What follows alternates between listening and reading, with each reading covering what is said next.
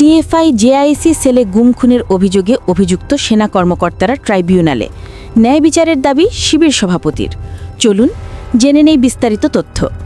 বাংলাদেশের সাম্প্রতিক সময়ের সবচেয়ে আলোচিত এবং ঐতিহাসিক ঘটনাগুলোর একটি হল টিএফআই জেআইসি সেলে সংঘটিত মানবতাবিরোধী অপরাধের মামলায় অভিযুক্ত সাবেক 15 জন সেনা কর্মকর্তার আন্তর্জাতিক অপরাধ ট্রাইব্যুনালে হাজিরা।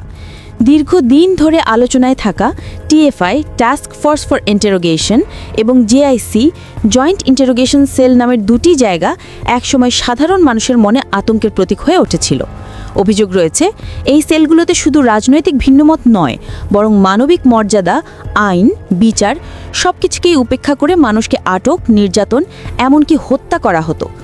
আওয়ামী লীগ সরকারের শাসনামলে এই সেলগুলো গঠিত হয় তথাকথিত রাষ্ট্রীয় নিরাপত্তার অজুহাতে, কিন্তু সময়ের পরিক্রমায় দেখা যায় এসব জায়গা পরিণত হয় ভয়ঙ্কর নির্যাতন কেন্দ্র হিসেবে। অসংখ্য নাগরিক, রাজনৈতিক কর্মী, মানবাধিকার কর্মী, এমনকি সাধারণ শিক্ষার্থীও অভিযোগ করেছেন যে তাদের পরিবারের সদস্যদের এই সেলগুলোতে তুলে নিয়ে যাওয়া হয়েছিল, যেখান থেকে অনেকেই আর ফিরে আসেননি। এই গুম খুনের ঘটনা নিয়ে স্থানীয় ও আন্তর্জাতিক মানবাধিকার সংস্থাগুলো বছরের পর বছর প্রতিবেদন প্রকাশ করেছে, তবু তখন কোনো বিচার হয়নি। এই মামলাগুলোর নথিতে বলা হয়েছে, অভিযুক্ত সেনা কর্মকর্তারা টিএফআই জেআইসি সেলের দায়িত্ব থাকাকালীন সময়ে অনেককে গোপনে আটক করে অমানবিক নির্যাতন চালাতেন। তাদের বিরুদ্ধে অভিযোগ রয়েছে জোরপূর্বক স্বীকারোক্তি আদায়, নিখোঁজ করা, নির্যাতনের ফলে মৃত্যু ঘটানো সহ নানা ধরনের মানবতাবিরোধী কর্মকাণ্ডে সম্পৃক্ত থাকার। আজ সকালে যখন অভিযুক্ত 15 জন সেনা কর্মকর্তাকে আদালতে হাজির করা হয়, তখন আন্তর্জাতিক অপরাধ ট্রাইব্যুনালের সামনে ছিল অভূতপূর্ব নিরাপত্তা ব্যবস্থা। আদালতের চারপাশ ঘিরে ছিল আইনশৃঙ্খলা বাহিনীর সদস্যরা। অভিযুক্তদের মুখে উদ্বেগের ছাপ স্পষ্ট ছিল। বিচারক মণ্ডলী অভিযোগপত্রের কপি পড়ে শোনানোর পর তাদের জামিন আবেদন করা হয়, কিন্তু আদালত তা নাকচ করে দিয়ে সরাসরি কারাগারে পাঠানোর নির্দেশ দেন। বিচারপতিরা বলেন, এই মামলাগুলোর অভিযোগ অত্যন্ত গুরুতর। গুম, খুন ও রাষ্ট্রীয় নির্যাতন কোনো সভ্য সমাজের সহ্যযোগ্য নয়। দীর্ঘদিন ধরে দেশে যে দায়মুক্তির সংস্কৃতি চালু ছিল, এই বিচার তার অবসান ঘটানোর একটি সুযোগ। এই ঘোষণার পর আদালত পাড়ায় উপস্থিত মানুষদের মুখে স্বস্তির হাসি ফুটে ওঠে। অনেকেই বলেন, এটি কেবল 15 জন সেনা কর্মকর্তার বিচার নয়, বরং একটি যুগের অন্ধকার অধ্যায়ের বিচার। এই ঘটনার পরপরই দেশজুড়ে প্রতিক্রিয়া দেখা দেয়। সামাজিক যোগাযোগ মাধ্যমে অনেকেই লিখছেন, আজ যারা আদালতে এসেছে তারা একসময় এমন ক্ষমতার মালিক ছিল যে তাদের বিরুদ্ধে অভিযোগ তোলার সাহস কেউ পেত না। কিন্তু সময় বদলেছে, এখন মানুষ ন্যায় বিচার চায়। এদিকে ইসলামী ছাত্র শিবিরের কেন্দ্রীয় সভাপতি জাহিদুল ইসলাম এই বিষয়ে এক বিবৃতিতে বলেন, যারা গুম, খুন এবং মানবাধিকার বিরোধী অপরাধের সাথে জড়িত, তাদের কোনো রাজনৈতিক পরিচয় বিবেচনা না করে অতি দ্রুত বিচারের আওতায় আনা উচিত। অপরাধী সে যে দলেরই হোক না কেন। তিনি বলেন, দেশে একটি সময় ছিল যখন মানুষ কথা বলতে ভয় পেত, কারণ টিএফআই জেআইসি সেল মানেই ছিল নির্যাতন ও মৃত্যুর ঘর। যারা এইসব অপরাধে যুক্ত ছিল, তাদের বিচার হওয়া মানে কেবল অতীতের অন্যায়ের প্রতিকার নয়, এটা ভবিষ্যতের জন্য একটি সতর্কবার্তা। শিবির সভাপতির এই বক্তব্যে সাধারণ জনগণ ব্যাপক সাড়া দিয়েছে, কারণ দীর্ঘ সময় ধরে দেশে মানবাধিকার লঙ্ঘন, গুম, খুনের ঘটনা নিয়ে উদ্বেগ থাকলেও রাজনৈতিক নেতারা সচরাচর এমন সরাসরি বক্তব্য দিতে সাহস দেখাননি। জাহিদুল ইসলামের বক্তব্যে অনেকেই এক ধরনের মানবিক দৃঢ়তা দেখতে পাচ্ছেন।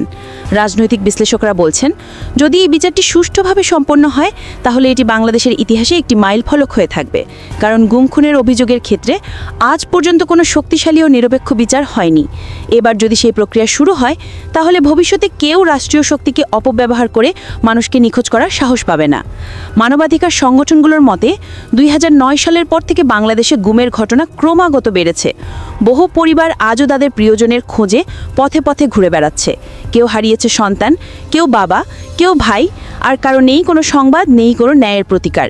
এই বিচার প্রক্রিয়া যদি সফল হয়, তাহলে সেই পরিবারগুলোর মধ্যে অন্তত আশা ফিরে আসবে যে একদিন না একদিন সত্য প্রকাশ পাবেই। দেশের সাধারণ জনগণ বিষয়টি গভীরভাবে পর্যবেক্ষণ করছে। তারা চায় এই বিচার যেন কোনো রাজনৈতিক হিংসার রূপ না নেয়, বরং এটি যেন হয় আইনের শাসন প্রতিষ্ঠার এক নিদর্শন। মানুষ এখন চায় এমন একটি রাষ্ট্র যেখানে ন্যায় বিচার থাকবে, জবাবদিহি থাকবে, এবং কেউ অপরাধ করলে সে যেই হোক না কেন বিচার থেকে বাঁচতে পারবে না। এই ঘটনার পর সামাজিক মাধ্যমে নানা আলোচনা দেখা দিয়েছে। অনেকেই লিখেছেন, এই বিচার হচ্ছে আসলে রাষ্ট্র নিজেকে পরিশুদ্ধ করার চেষ্টা। কেউ কেউ আবার মনে করছেন, এখনও যদি প্রভাবশালী মহল হস্তক্ষেপ করে, তাহলে এটা বাংলাদেশের ইতিহাসে আরেকটি হারানো সুযোগ হয়ে যাবে। অন্যদিকে কিছু বিশেষজ্ঞের মতে এই মামলাগুলো শুধু সেনা কর্মকর্তার বিচারের বিষয় নয়, বরং এটি গোটা রাষ্ট্রযন্ত্রের দায়মুক্তি সংস্কৃতির উপর একটি প্রশ্ন। তারা বলছেন, যদি রাষ্ট্রীয় নিরাপত্তা বাহিনী বা প্রশাসনের কোনো অংশ আইনের ঊর্ধ্বে থাকে, তাহলে সেটির গণতন্ত্রের জন্য ভয়ঙ্কর। এই বিচার হতে পারে সেই মানসিকতার বিরুদ্ধে প্রথম পদক্ষেপ। একজন প্রাক্তন মানবাধিকার আইনজীবী বলেন, টিএফআই জেআইসি সেলের নাম শুনলেই এখনও অনেকে শরীরে কাঁটা দেয়, কারণ এটি এমন একটি জায়গা ছিল যেখানে মানুষ ঢুকত কিন্তু ফিরত না। এমন অনেক পরিবার আছে যারা এখনও জানেন না তাদের প্রিয়জন জীবিত না মৃত। এই বিচারের মাধ্যমে অন্তত তাদের মনোবল কিছুটা ফিরতে পারে। আন্তর্জাতিক অঙ্গনেও এই বিচার নিয়ে আগ্রহ তৈরি হয়েছে। কয়েকটি বিদেশি সংবাদ মাধ্যম ইতোমধ্যে এই ঘটনা নিয়ে রিপোর্ট করেছে। তারা বলছে, দক্ষিণ এশিয়ার মানবাধিকার লঙ্ঘনের বিষয়ে বাংলাদেশের এই পদক্ষেপ আন্তর্জাতিক দৃষ্টিতে গুরুত্ব পাচ্ছে। তবে অনেকেই প্রশ্ন করছেন, এই বিচার কি সত্যি শেষ পর্যন্ত যাবে? কারণ ইতিহাস বলছে, এই ধরনের মামলাগুলো প্রায়ই মাঝপথে হারিয়ে যায় রাজনৈতিক প্রভাবের কারণে। তাই এখন দেশের জনগণ, গণমাধ্যম ও মানবাধিকার কর্মীদের দায়িত্ব এই বিচার প্রক্রিয়ার উপর নজর রাখা, যাতে কোনোভাবে সত্য গোপন না হয়। এদিকে শিবির সভাপতি জাহিদুল ইসলাম বলেছেন, আমরা চাই বাংলাদেশে এমন এক রাষ্ট্র ব্যবস্থা গড়ে উঠুক যেখানে আইনের শাসন প্রতিষ্ঠিত হবে। গুম, খুন বা নির্যাতনের মতো অপরাধ যাতে আর কখনো পুনরাবৃত্তি না ঘটে, এর জন্য অপরাধীদের বিচার হওয়া জরুরি। তিনি আরও বলেন, আমরা কারো প্রতি বিদ্বেষ চাই না, প্রতিশোধ না। আমরা চাই ন্যায় বিচার, যাতে ভবিষ্যতে কেউ ক্ষমতার দাপটে মানুষের জীবনের মূল্য নিয়ে হেলা না করতে পারে। বিশ্লেষকরা বলছেন, জাহিদুল ইসলামের এই বক্তব্য আসলে বাংলাদেশের রাজনীতিতে একটি পজিটিভ পরিবর্তনের ইঙ্গিত দেয়। কারণ এখনকার তরুণ নেতৃত্বরা মানবিক মূল্যবোধের জায়গা থেকে বিচার চায়, প্রতিশোধ নয়। এখন প্রশ্ন একটাই, এই বিচার কোথায় গিয়ে দাঁড়াবে? আদালত কি সত্যিকারের প্রমাণের ভিত্তিতে একটি দৃষ্টান্ত স্থাপন করতে পারবে, নাকি আবারও কোনো রাজনৈতিক হিসাব নিকাশের ফাঁদে পড়ে যাবে?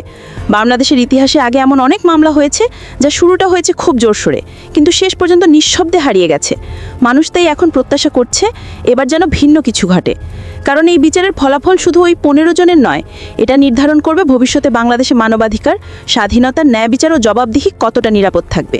মানুষ এখন নতুন একটি যুগের সূচনা দেখতে চায়, যেখানে রাষ্ট্রের শক্তি ব্যবহার হবে মানুষের কল্যাণে, দমন নয়। যেখানে টিএফআই জেআইসি সেলের মতো ভয়ঙ্কর অধ্যায় কেবল ইতিহাসের বইয়েই থাকবে, বাস্তবে নয়। যেমনটি শিবির সভাপতি জাহিদুল ইসলাম বলেছেন, ন্যায় বিচার প্রতিষ্ঠার জন্য অপরাধীকে রাজনৈতিক দৃষ্টিতে নয়, মানবিক দৃষ্টিতে দেখা জরুরি। যারা মানুষের জীবনের অধিকার কেড়ে নিয়েছে, তাদের বিচারের মাধ্যমেই সমাজে প্রকৃত শান্তি ফিরে আসবে। এই কথার মধ্যেই যেন বাংলাদেশের ভবিষ্যতের দিক নির্দেশনা লুকিয়ে আছে। আজকের এই বিচার প্রক্রিয়া যদি সফল হয়, তাহলে এটি শুধু বিচারালয়ের জয় নয়, এটি হবে পুরো জাতির নৈতিক বিজয়। কারণ 21 শতাব্দীর বাংলাদেশে মানুষ এখন এমন এক রাষ্ট্র চায় যেখানে আইনের ঊর্ধ্বে কেউ নয়, এবং যেখানে প্রতিটি নাগরিক জানবে ন্যায় বিচার একদিন না একদিন নিশ্চিতভাবেই আসবে। এই প্রতিবেদন থেকে আমরা শিখলাম, ন্যায় বিচার প্রতিষ্ঠা করতে হলে অপরাধীর পরিচয় নয়, তার অপরাধটাই মূল বিষয়। টিএফআই জেআইসি সেলের মতো ভয়ঙ্কর অধ্যায়ের বিচার শুরু হওয়া মানে শুধু অতীতের অন্যায়ের প্রতিকার নয়, এটি ভবিষ্যতের জন্য একটি সতর্ক বার্তা। ক্ষমতার অপব্যবহার রোধ করতে হলে রাষ্ট্রে আইনের শাসন ও জবাবদিহি নিশ্চিত করাই প্রকৃত শান্তির পথ।